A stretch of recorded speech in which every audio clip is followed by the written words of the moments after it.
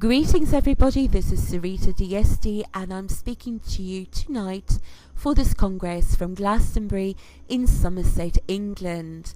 Glastonbury is a place filled with magic and myth, folklore and stories, both modern and ancient. It's been a place of religious pilgrimage for many hundreds of years. It is here that the goddess traditions today are very openly celebrated in England, and where people from many of the different Western esoteric and pagan traditions often gather for conferences and workshops, or just for a cup of coffee or stroll up the Glastonbury tour. The topic for my talk tonight is not Glastonbury, however. It is witchcraft, weapons and the goddess. The association of weapons to goddesses is something that has fascinated me for a long time. The Morrigan, Hecate, Artemis, Athena, Freya, many goddesses bear weapons.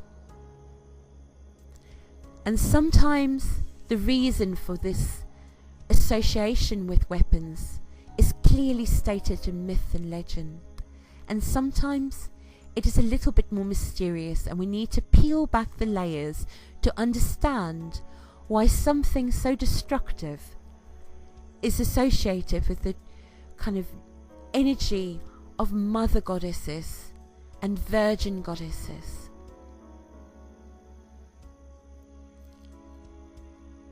For an understanding of why weapons are used in modern pagan witchcraft, I decided to draw on the research in Wicca Magical Beginnings, which I co-authored with David Rankin. In this book, we explore the possible origins for different aspects of Wiccan ritual and belief. In a section entitled The Real Witch's Weapon, we examine the use of the black-handled knife, or the athame. The athame is unique amongst the tools found in modern pagan witchcraft, or Wicca, for the initiatory tradition, as well as the more open, solitary and other traditions inspired by the initiatory tradition created by Gerald Gardner-Gardnerian witchcraft. All these traditions, or many of them at least, use an athame to cast a circle.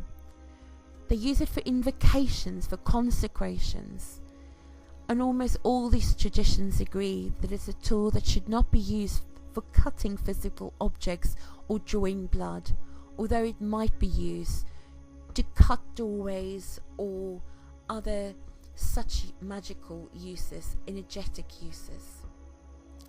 Now, many people have assumed and repeated the idea that the use of knives in the Wiccan tradition comes from the founder, Gerald Gardner, the man who promoted this tradition, who made it famous. And they ascribe this connection to Gerald Gardner's use of Chris knives while he was living in Malaysia. In fact, Gardner was so fascinated with these knives, which are also used for ceremonial purposes, that he wrote an entire book about them entitled Chris and Other Malay Weapons, first published in 1939. The assumption is that Gerald Gardner introduced the use of the athame because of his interest in the Chris, but there are clues which suggest that this was clearly not the case. Firstly, the waved or lock shape of the blade of the Chris knife is not one commonly used in Wiccan circles.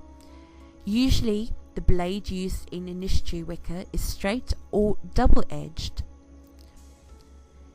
The Chris also has a long history of use as a weapon of physical self-defense, and as stated, the Wiccan athame is not used to draw blood. The Chris, however, does have many myths and legends and supernatural powers ascribed to it.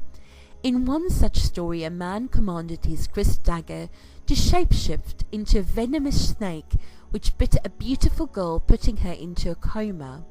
She was then saved by the antidote he possessed, and they lived happily ever after.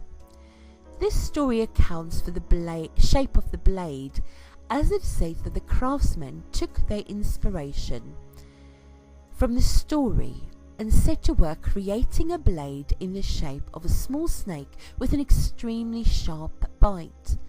Other magical powers were also ascribed to these knives, including the power to turn the owner invisible, to protect owners from surprise attack, and even the ability to fly long distances at night to attack and kill the enemies of the owner. So clearly the use of this tool was very different. The modern esoteric scholar Joseph Peterson traced the word athendees to one of the French manuscripts of the Grimoire, the Key of Solomon, showing a range of alternative spellings including Artemis, Artane and Artave, English spellings of Arthanus and Arthane, and a Latin spelling of Artavus, the latter meaning penknife. The use of the word athendees may well originate from this range of varying spellings in the Key of Solomon. I quote from Joseph Peterson: "The variability is easy to explain. Artavus is a medieval Latin term not found in most dictionaries. It is clearly described by Ducange as a small knife used for sharpening the pens of scribes." Interestingly, the spelling of Artame was also used by Grillo de Givry in his book Witchcraft, Magic and Alchemy, first published in the French language in 1929 and then again in English in 1931. In this book, de Givry discusses and quotes from a Key of Solomon manuscript which he found in the Bibliothèque d'Arsenal in Paris. I quote: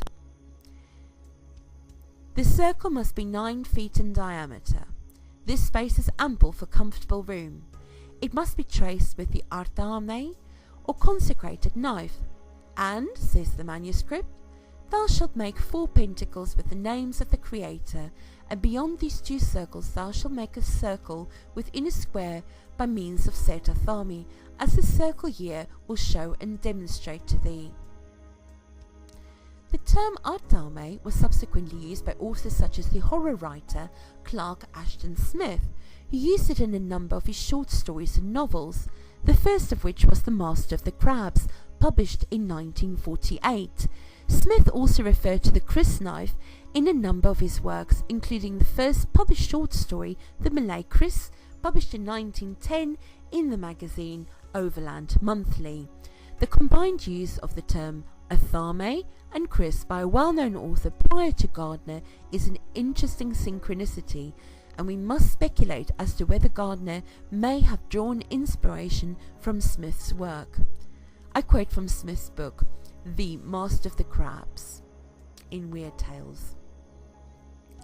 "For the master wore his one-horned hat, and his cloak was girdled tightly about him, with the ancient athendees depending from his girdle in a shagreen sheath that time and the hands of many magicians had blackened." And that's 1948. In 1927, C.J.S. Thompson published the term Artana for the knife in his work Mysteries and Secret of Magic.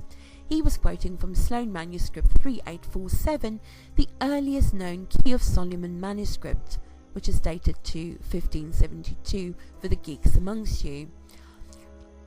This same manuscript also used the term Athano, Athanos and Athame, all for the same tool. Interesting though, this manuscript advocates the use of the Athana for cutting. I quote, "And bind all these herbs in a rod of hazel that must be cut off at one cut with Athana, as we have spoken of in the chapter of the knife." So here the athame is used to cut hazel rods.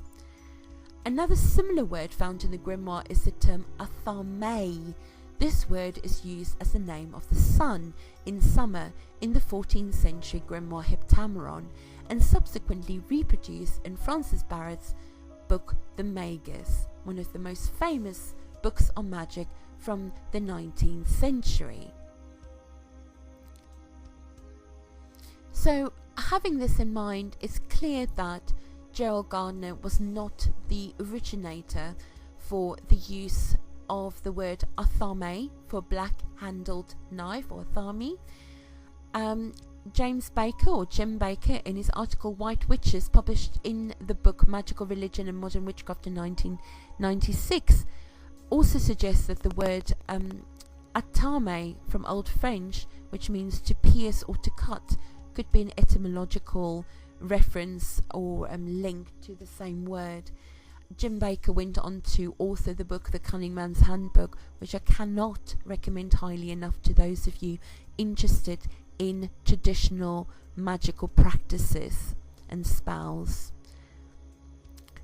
So the precedent for the use of the word athame in the Wiccan tradition and in subsequent pagan traditions probably does originate with the Grimoire tradition.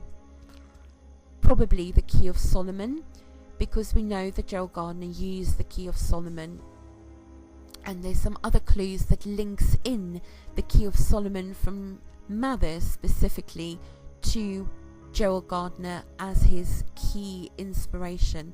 Mathers, or the Mathers Crowley Key of Solomon, of course, was the most widely available Key of Solomon in published form at the time, although it's not a complete manuscript. It is more like a summary of different Key of Solomon manuscripts. As I mentioned perhaps before, there are markings on the blade of the handle, and this in itself gives us the link to Gerald Gardner and his use specifically of the Mother's Key of Solomon, because the first source for the Athame Gardner's writing is in his book High Magic's Aid. It's a novel, a fictional novel, and in this novel he provides an examination, it provides some symbols shown on the Athame. And if we look at the symbols that Gardner shows in High Magic's Aid, it clearly indicates that Mathers' Key of Solomon was his primary source of inspiration. We know this because Gardner's illustration reproduces a change made by Mathers in his Key of Solomon, not found in any of the source manuscripts that Mathers himself drew on. In his preface to his Key of Solomon, Mathers wrote, I quote, "In some places I have substituted the word Azoth for Alpha and Omega, e.g. on the blade of the knife with the black hilt." Gardner's illustration of the Athame blade contains the word Azoth as substituted by Mathers and the Hebrew divine names Yah and Elohim. These three words comprise the shorter top line of the two lines of names found on the blade of the black-handled knife in Mathers' Key of Solomon. Azoth, for those of you unfamiliar with, the term is a composite word used in medieval alchemy and subsequently in the magical traditions of the Western mystery tradition. Its symbolism lies in its use of letters representing the beginning and the end, therefore being a good replacement for Alpha and Omega. Is usually written with the Hebrew Aleph, the first letter of the Hebrew alphabet corresponding to the English letter A, and the Greek letter Alpha.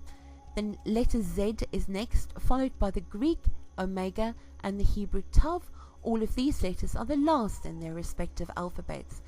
Azoth thus symbolizes the beginning and the end, and as a result all that lies within. It represents perfection, and for this reason it's easy to see why Mathers should have substituted it for Alpha and Omega, as I already said. And also it's interesting that this term also is linked to the mercurial essence, part of creating the Philosopher's Stone.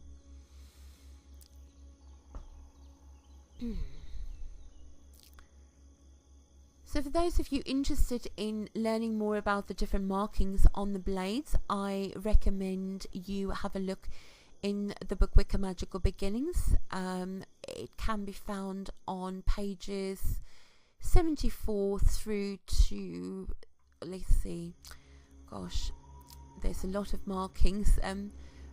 Around page 81 it kind of tethers off. So if you're interested in all the markings, have a look in there, and it will become clearer what I'm talking about. So then, the term athendees is not new, and the use of the black-handled knife definitely was found within the Key of Solomon and other grimoires. However, this does not mean that the only source for inspiration for using a dagger came from the medieval grimoires. Witchcraft and weapons has a long history together. So we find that daggers, and in particular black-handled daggers, not named as athendees but by description the same, is also very widespread in folk magic. Both in England and in Wales and in Ireland, we find this use of a dagger or a knife with a black hilt. It is possible that these folk uses were also inspired by the Key of Solomon or other grimoires, and there's no reason to believe that they disconnected, because some of these manuscripts were very widely available and were copied many times. I will give you an example maybe from Ireland, where we know the use of black-handled daggers were widespread. A recorded example is one put into the London Spectator newspaper on the 22nd of April 1895. Here, the newspaper relates details of the murder of a Mrs. Cleary in the county of Tipperary. Miss Cleary was burned to death by her husband, who was convinced she was in fact a fairy changeling that had been substituted for his wife. He and his neighbours believed that they would be able to rescue the real Miss Cleary from the fairies. I quote from the newspaper. Again, after the burning, many of the men of the locality sat up all night in a fort, an earth embankment of ancient Irish village, armed with black-handled knives. These poor people thought that a fairy procession would pass by, and that in its midst would be Mrs. Cleary riding on a grey horse, and that if anybody rushed forward and cut her bonds with a black-handled knife, a potent weapon against all evil spirits, she would at once be restored to the world. This use against fairy folk was not restricted to Ireland. Wirt Sykes in 1880 wrote in his book British Goblins how the use of the black-handled knife can be used for protection from Welsh fairies. I quote, "The more worldly exorcism, such as the production of a black-handled knife." In a footnote found in the story of one Betty Sullivan, published in the Dublin University magazine of 1849 and described in more detail in the subsequent chapter we have in Wicca Magical Beginnings, specifically looking at the magic circle, we find the following explanation for the use of the black-handled knife, once again linking it to the practices of magic 100 years before Gerald Gardner's writings.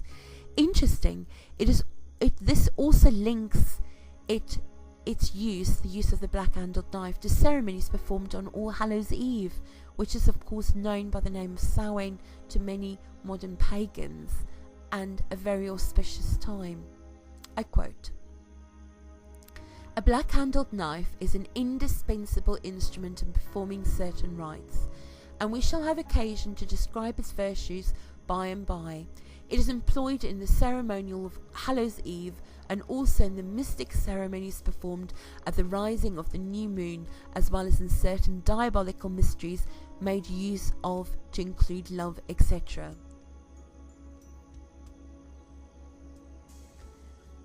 The black-handled knife certainly turns up again and again and again in Irish folklore during the 19th century. So, using it against evil spirits, using it to remove suffering, etc. So it was very, very, very popular. It was literally considered as a protection against the spirit world, a protection against evil spirits and malicious fairy folk. But the use of knives is not restricted to just 19th century folklore and stories. We find in ancient Egypt that knives were used as a symbol of protection and retribution. Malevolent creatures were often shown in images being cut with knives to render them powerless, giving a good example of the use of the knife in that culture. It was also used by sailors in the Mediterranean. We find them using it for uses such as cutting whirlwinds to protect themselves from that. We find that similar spells to those found in the Mediterranean were also used not against whirlwinds but also against water spouts, and this is, for example, actually recorded in Thevenot's work Voyage au Levant, where which is a 19th century piece of fiction, where we have an example. Our sailors, to conjure it away, had recourse to the superstitious devices of cutting the air with black-handled knife and reading the first chapter of St. John's Gospel, accounted of great efficiency in dispersing these spouts. And that's from 1863. So the suggestion that black-handled knives is a late addition to witchcraft is clearly inaccurate. We also find black-handled knives used for folk spells in ancient Greece, for protection from nightmares, and that it was also recorded by various folklore writers at different times, using it to get rid of insects and getting rid of all kinds of other problematic situations. Sometimes we also find that black-handled knives are used in the summoning of spiritual beings, including demons. We find it in Jewish texts, including Codex Gasta 315. So it is a very widespread use, very, very widespread. It is very clear why, if it was Gerald Gardner that introduced it into Wicca, why he would have done so.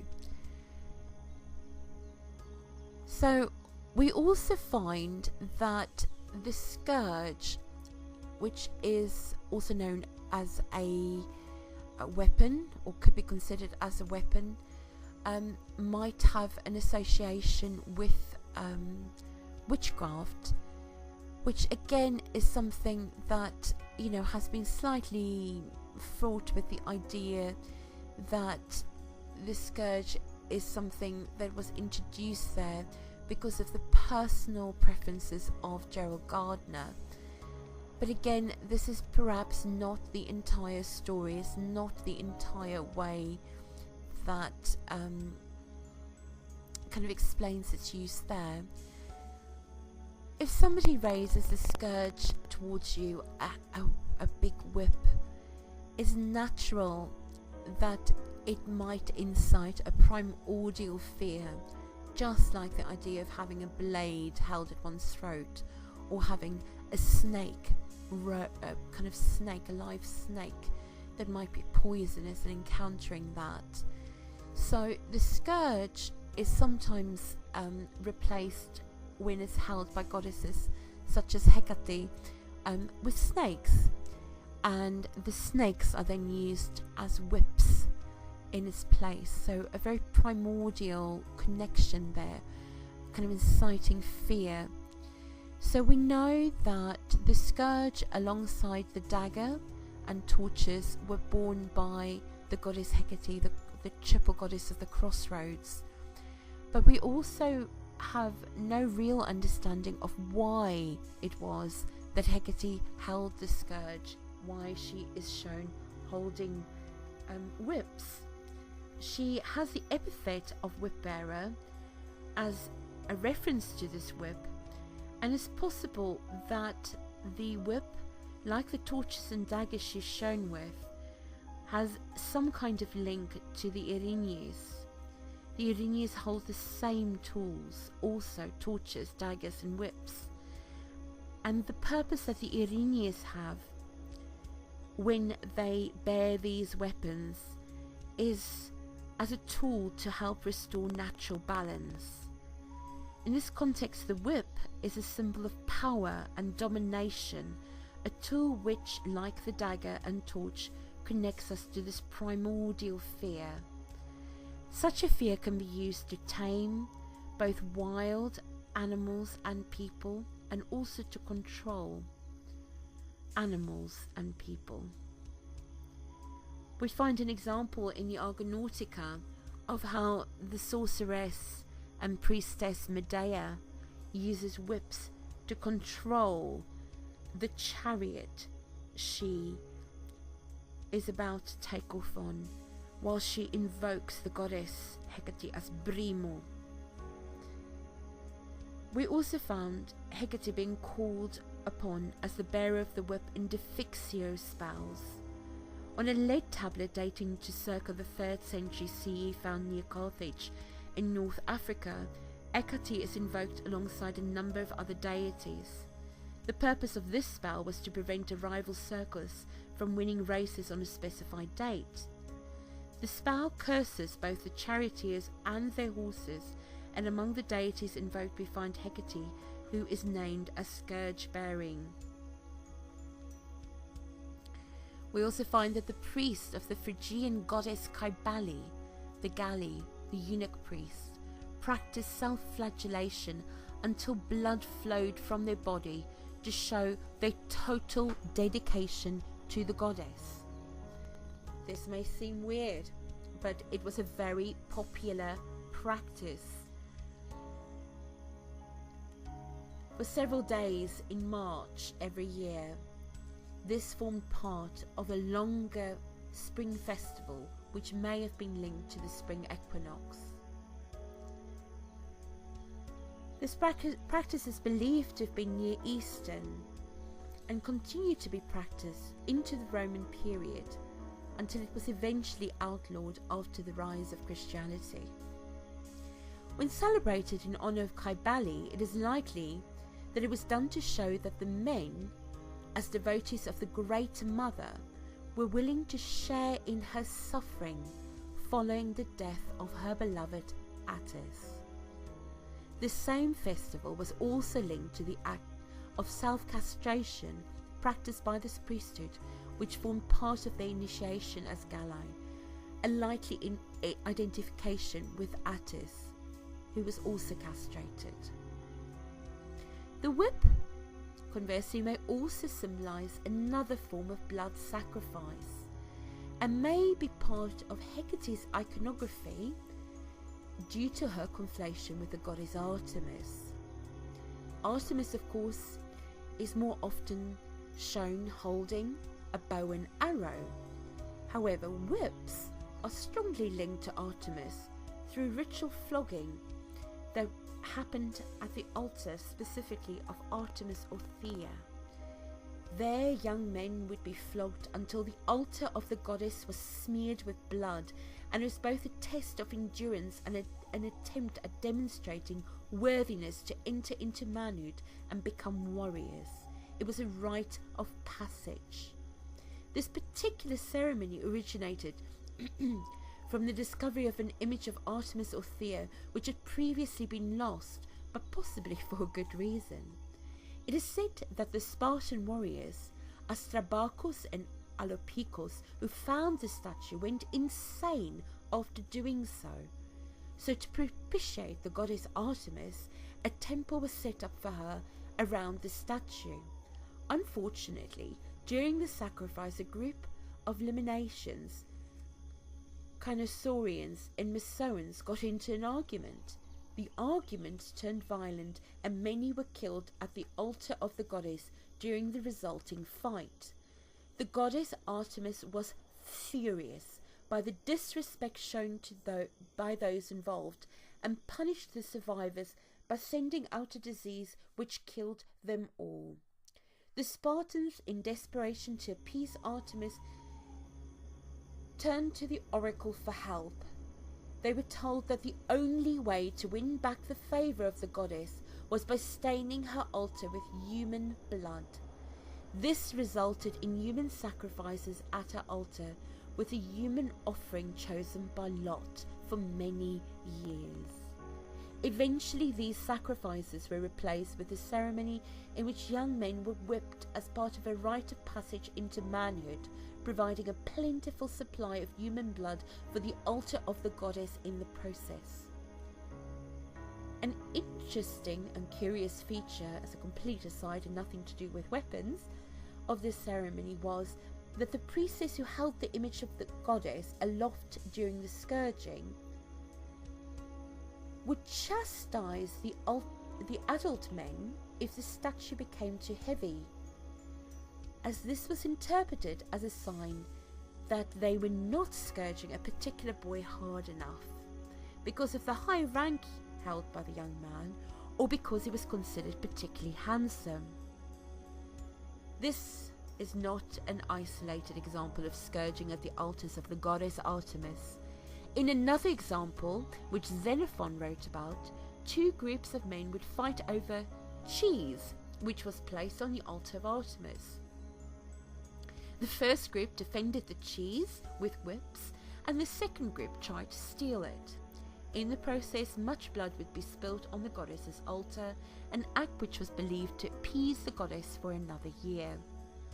The goddess Kybele, with Artemis and Hecate, were all closely linked throughout their respective histories, and as such this idea that the scourge links all of them together may show a shared mystery tradition or a shared origin.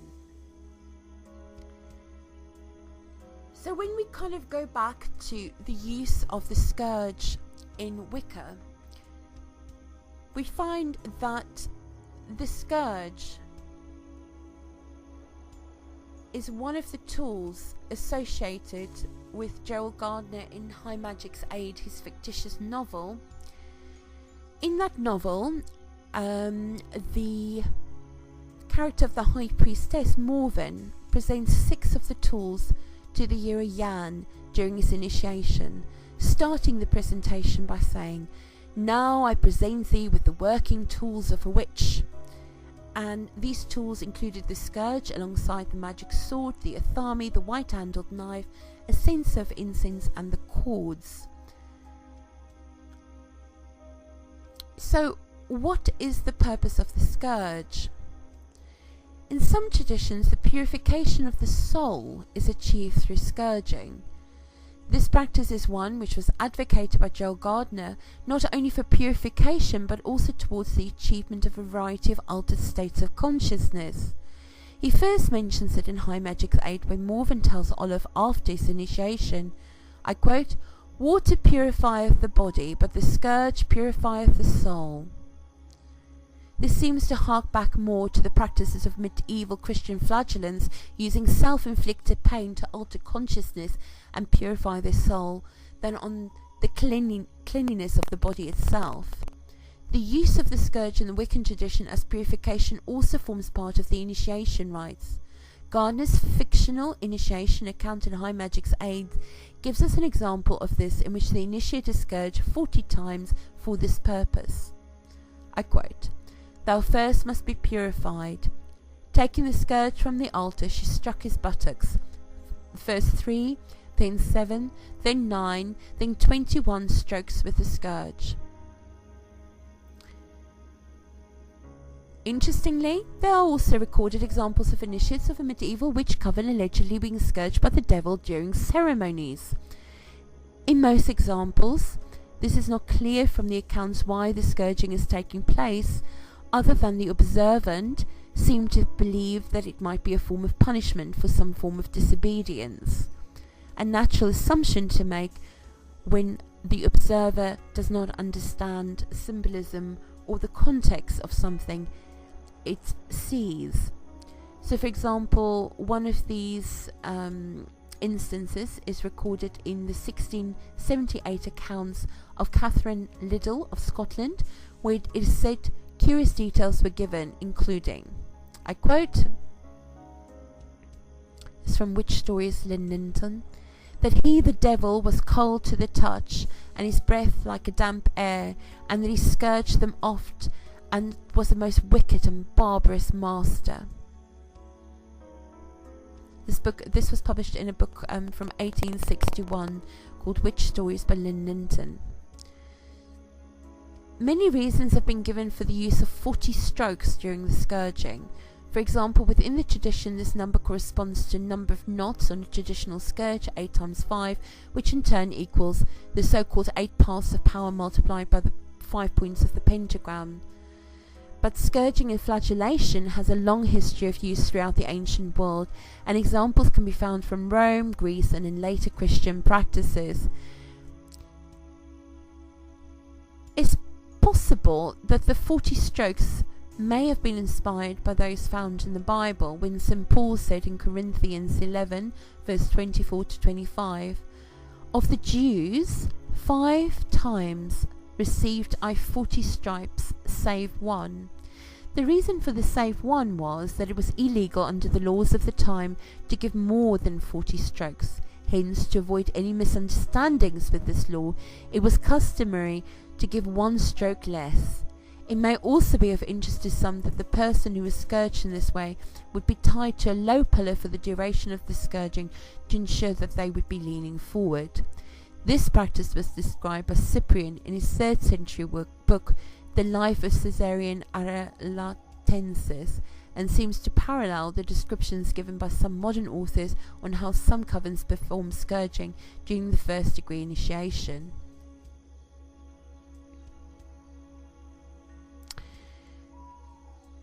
So then, we have 2 examples here of tools being used by the goddess Hecate, but also other goddesses, that can also be found in modern pagan initiatory, witchcraft, Wicca, and that have inspired many other traditions. These practices by Joel Gardner inspired so much more that it is impossible to kind of separate the origins of it completely from one another. I hope that this little introduction to the history and the use of the dagger or thami, and my musings on the use of the whip in the cult of Artemis and also the scourge in Wicca have provided you with some inspiration, some ideas for new ways of understanding these tools. Weapons are what you make of them. They can be used for protection, and they can also have other unexpected uses. So we've already discussed quite at length the idea of the whip as being a tool of primordial fear, a tool of incredible, kind of just power over another person. But the whip was also used to separate the wheat from the chaff, to beat the grain, which is something that perhaps we can also see when we look at the purpose of this unusual tool with the goddess. Maybe the goddess does dominate, but there's maybe also more to it than just the obvious. It's actually uniquely used in the cult of the grain goddess. So let's leave it at that for tonight. I hope that you've enjoyed this talk, and that if you have any questions, that you can have the courage to contact me. I'm available on Facebook. I've got a Facebook page that you can contact me through, or you can visit my website at www.sorita.co.uk, where there's some contact information and more information on the books I mentioned. Thank you very, very much for listening, and good night.